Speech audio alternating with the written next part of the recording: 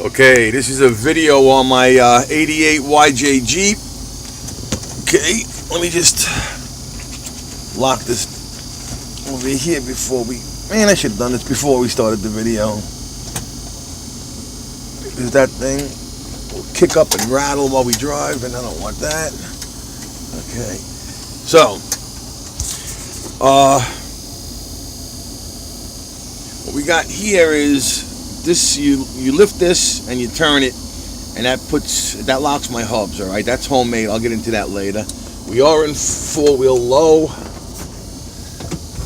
and off we go.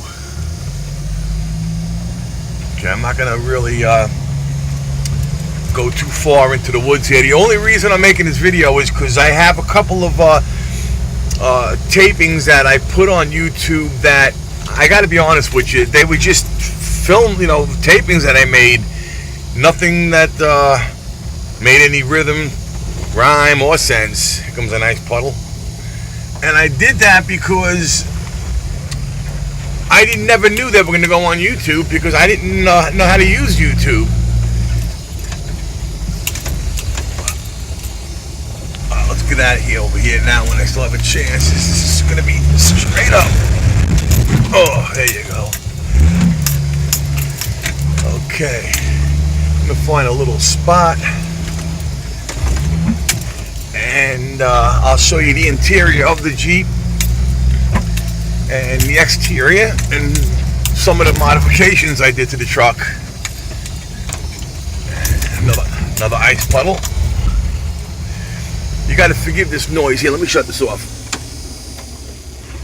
There you go. That's the fan for the motor.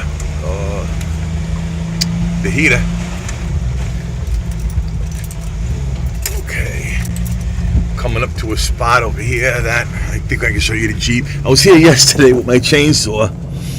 I was just cutting off some pieces of wood, and hey, this looks like a good sunny spot.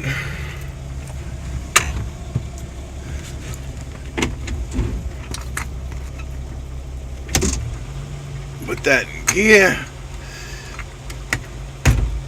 Okay. Alright, that's the interior. It's got the neoprene seat covers. And the floors themselves I did in a matching color to match the interior. That was done by Dorbeck. My buddy gave me the 3-ball. This is a choke cable, and I mounted it over here to engage and disengage my front end, because the actuator went on it, like when I first bought it. I bought this Jeep off my brother-in-law for $500. It had 52,000 original miles, and all the gauges work. It had 52,000 original miles on it, and it was garage kept. It had no rust. He bought it off this old guy that, I don't know what the reason was he had to get rid of it. I think he was going blind or something like that. I have no idea. But my brother-in-law was manhandling this thing, punching it. He had no patience for it, so I gave him $500 for it.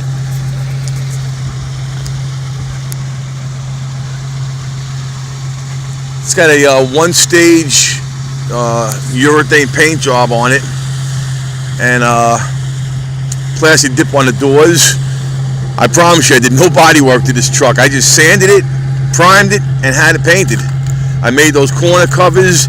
It has dual exhaust, cherry bomb, 1 in, 2 out. They go over the rear end. Those are really nice. They sound great. It's got the Pro Comp 2.5-inch springs, 33-inch Mickey Thompson MTZs, 5/8 boomerang shackles, KC lights, a Smitty built winch. I mean, for $300, how could you say no? You know what I'm saying? Under here now, I have I bought that off of Mike on eBay. That's the 2100 motorcraft carburetor. When you put that on, it's like your truck runs night and day. You know, it's got an Uberhorn dummy. But anyway, I got one.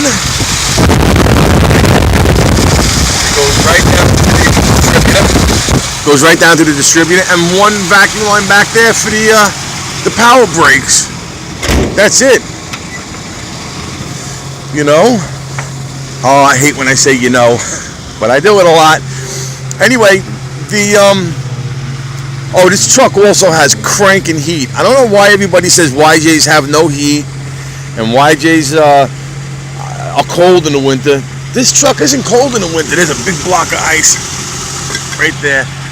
Anyway, down in there is where more ice the actuator used to be. And what I did was I cut the actuator off. Where are we? You can see I cut the actuator off right there, and I welded this bar flat stock. Then I took the two original holes and I put a flat stock there, and that holds the cable. Cable comes out, comes through, goes right there. And when I lift the cable up from the inside, it pulls that bar this way, which engages the rear end, and when I push it down, it goes that way, and it releases the hubs. So it's homemade, but it's better than buying a posi lock for $200 or $300 or whatever the hell they get for it. I figured I'd make my own. $40 for a choke cable from Napa, and done. Thank God I had that strapped on top because that shovel almost came off. I know it's got an ugly body lift on it, but that's the first thing I did to it because I was, new to Jeeps. I wanted the bigger tires.